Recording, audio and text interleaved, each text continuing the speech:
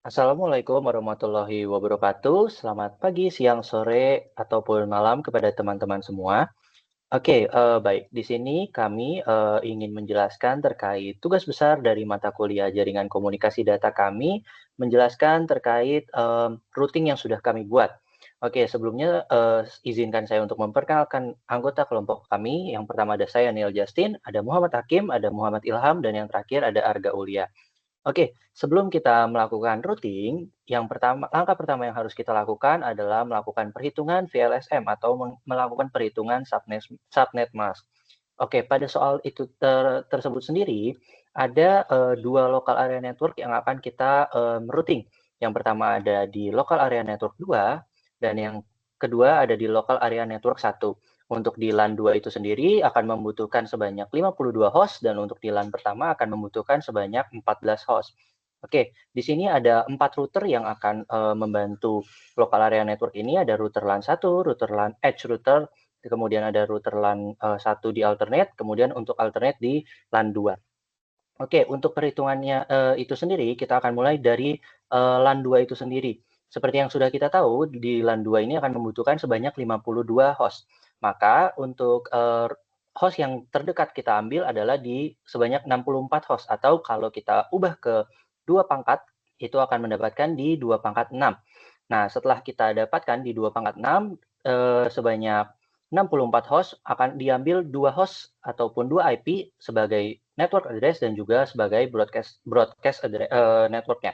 Nah, sisanya maka ada 62 host. Nah, 62 host ini yang akan bisa digunakan pada LAN 2 itu sendiri, di mana untuk IP range-nya ada di 192.168.10.1 sampai dengan di 192.168.10.62. Kemudian untuk subnet mask-nya itu sendiri, seperti yang kita tahu kita menggunakan 2 pangkat 6.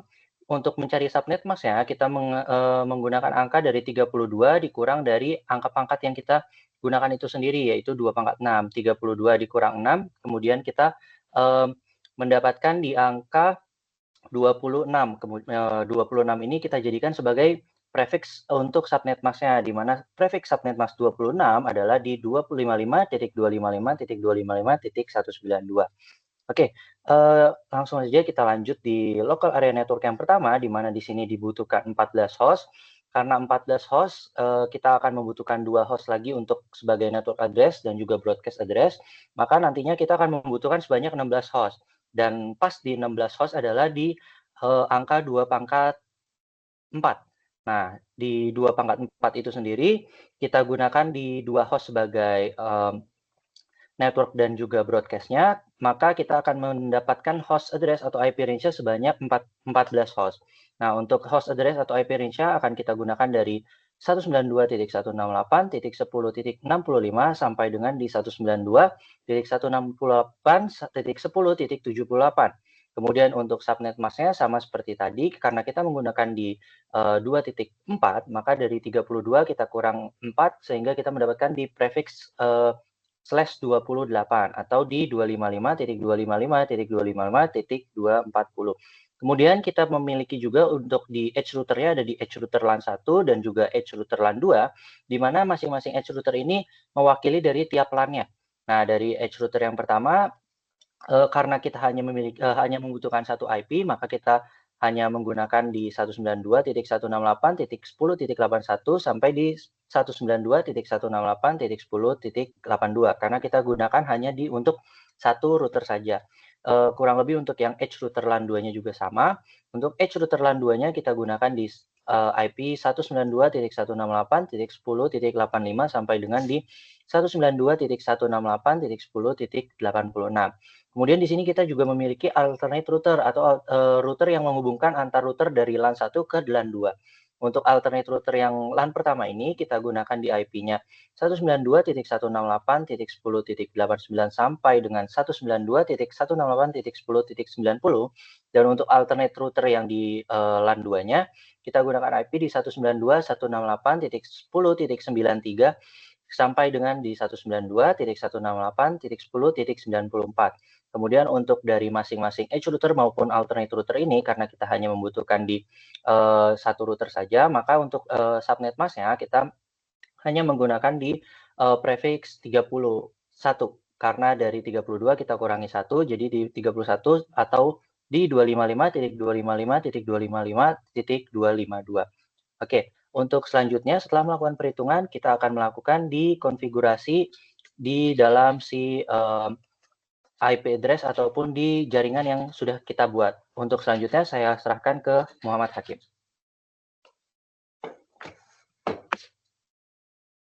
Oke, baik. Terima kasih, Neil, atas penjelasan terkait VLSM-nya. Oke, selanjutnya kita akan masuk ke perancangan dan juga konfigurasi dalam Cisco Packet Tracer. Oke, di sini saya telah membuat topologi Cisco Packet Tracer seperti yang ada di studi kasus yang telah diberikan pada Final Project Jaringan Komunikasi Data 2025. Nah, di sini saya ingin menjelaskan terlebih dahulu untuk yang pertama itu ada router LAN 1, lalu yang kedua ada edge router, yang ketiga ada router LAN 2, lalu yang keempat ada alternate router, yang kelima ada switch LAN 1, yang keenam ada switch LAN 2, lalu yang ketujuh ada PC 1, yang ke-8 ada PC 2, ke-9 ada PC 3, dan selanjutnya ada PC 4.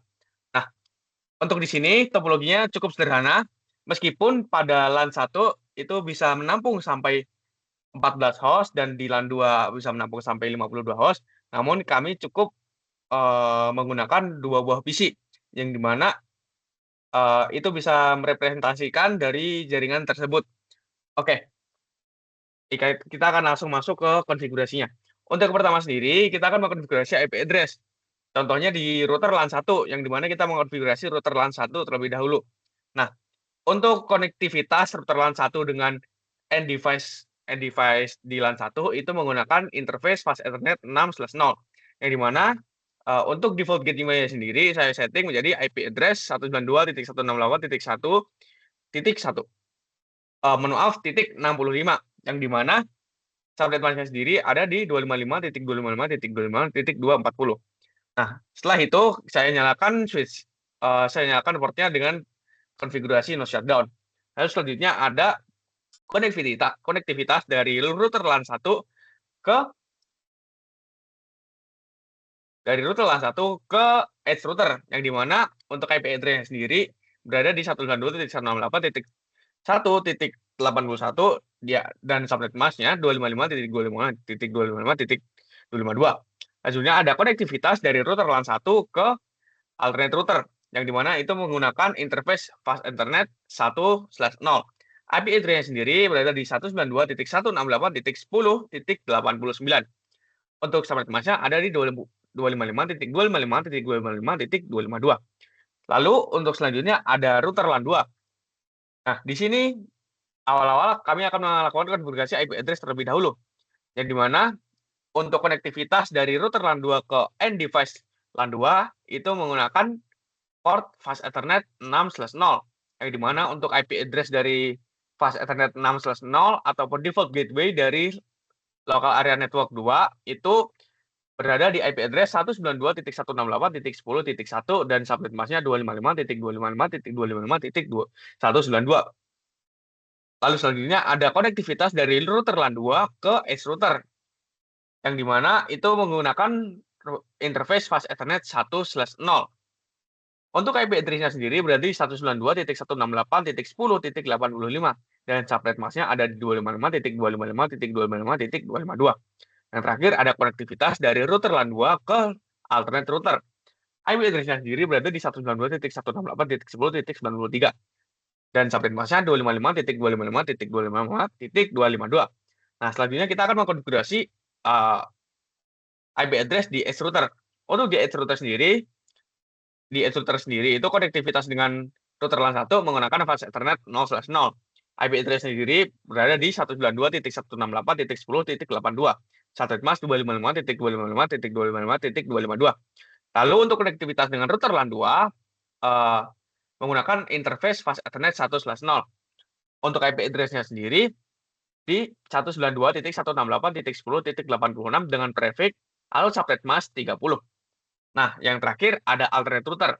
Untuk IP address alternate router ini sendiri di interface fast Ethernet 0/0, dia menghubungkan dari alternate router ke router LAN 2. Untuk IP address-nya sendiri di fase Ethernet 0/0 yaitu 192.168.10.94 dengan prefix 30. Lalu selanjutnya ada interface fase Ethernet 1/0 yang menghubungkan alternate router dengan router LAN 1. Nah, untuk IP address-nya sendiri ada di 192.168.10.90 dengan prefix 30 dengan prefix 30. Nah, apabila dilihat dari dokumentasi tersebut, ada salah satu konfigurasi yang namanya write memory. Write memory ini berfungsi sebagai apabila device router ini tidak sengaja dimatikan, konfigurasi yang telah kami lakukan itu tidak terhapus. Contohnya ketika routernya mengalami mati listrik. Nah, dia akan melakukan backup configuration dari memori yang telah kita tulis sebelumnya. Itu merupakan fungsi dari write memory itu sendiri. Nah, lalu selanjutnya kami melakukan routing, yang di mana untuk routing ini menggunakan routing RIP versi 2. Nah, untuk konfigurasinya kurang lebih sama di setiap router, yang di mana kita harus masuk ke privilege mode terlebih dahulu, masuk ke access mode terlebih dahulu, lalu ke privilege mode, masuk ke konfigurasi router RIP, kita masuk ke version 2, kita masukkan networknya, yaitu 192.168.10.0, lalu kita melakukan write memory.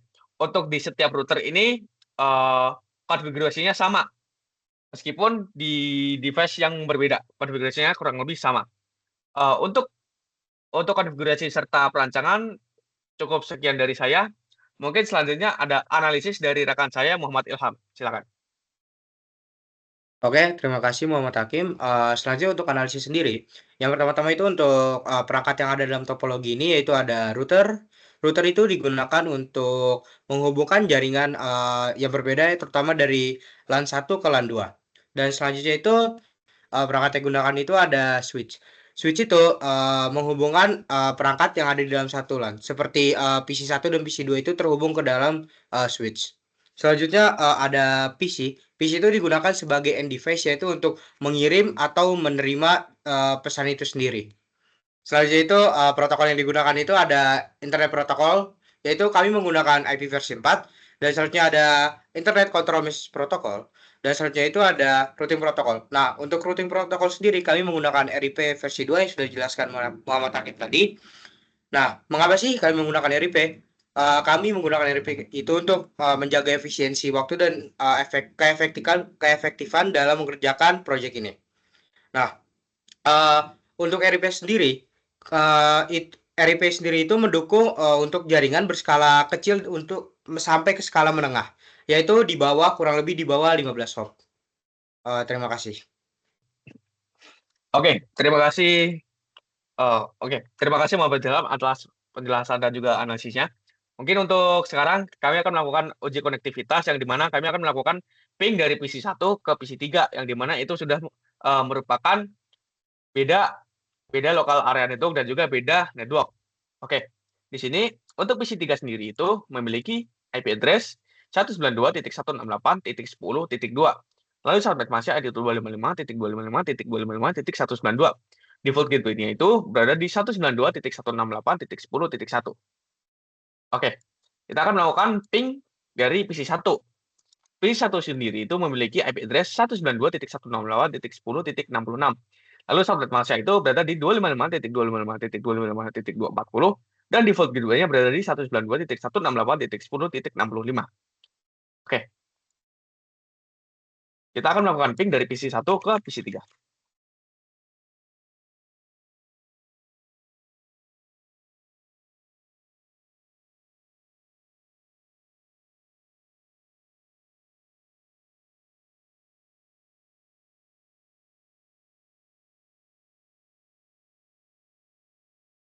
Oke, di sini pada awalnya meskipun terdapat request timeout, namun untuk selanjutnya itu kita telah mendapatkan balasan dari PC 3.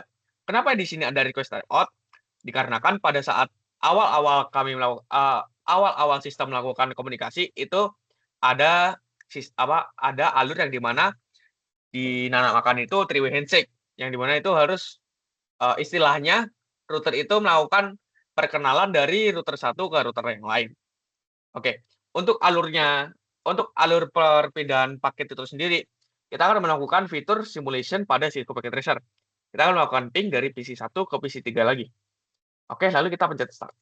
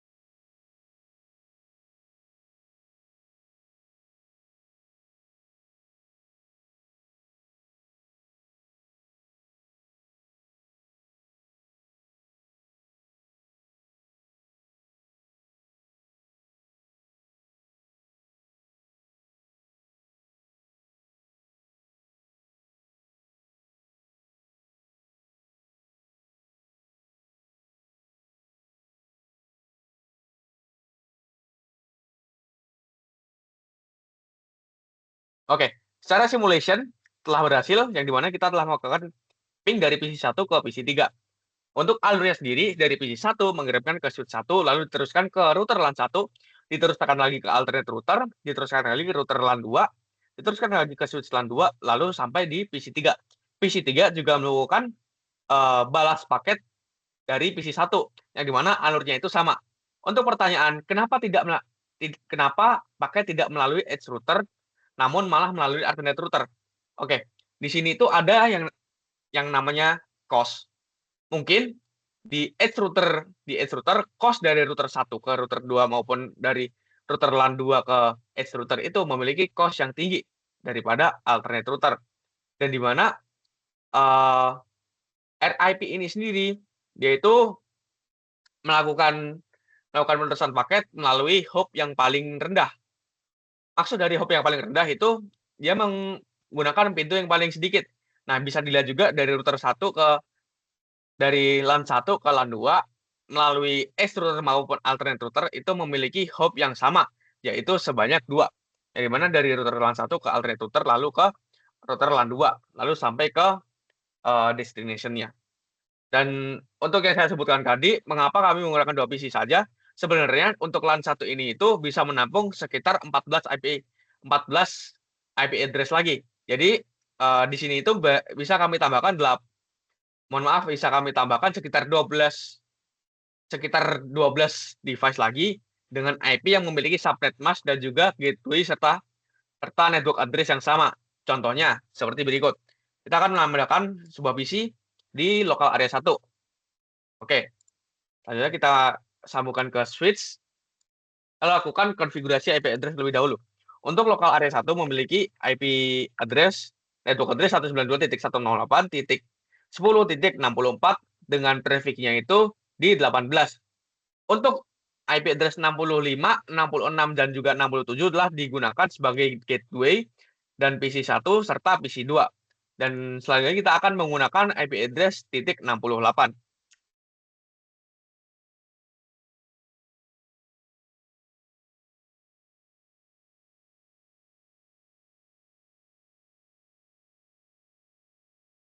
Oke, untuk selanjutnya kita akan melakukan testing dari PC1 ke dari klien baru ke local area network yang kedua.